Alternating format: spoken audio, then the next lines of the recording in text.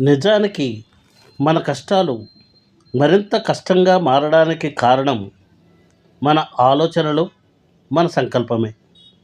నా దృష్టిలో వీటికి ఒకటే పరిష్కారం. మన దృష్టి కష్టాల నుండి మళ్లించి మన ఆలోచనల ద్వారా, సంకల్పం ద్వారా వాటికి శక్తినివ్వడం మానేయాలి. అంతే. అవి నీళ్లు లేని మొక్కల్లా వాడిపోతాయి. మనం గనక మాస్టార్కు సమర్పించుకొని ఆయన సంకల్పానికి అన్నీ విడిచిపెట్టినట్లయితే ఇది చాలా సులభంగా అయిపోతుంది. కోరికలు లేని స్థితి అంటే మనం సంస్కారాలకు ఏర్పడకుండా ఆపేసినట్లే. ఇక మిగిలిందల్లా అంతకు పూర్వం ఉన్న సంస్కారాలు అనుభవించడమే.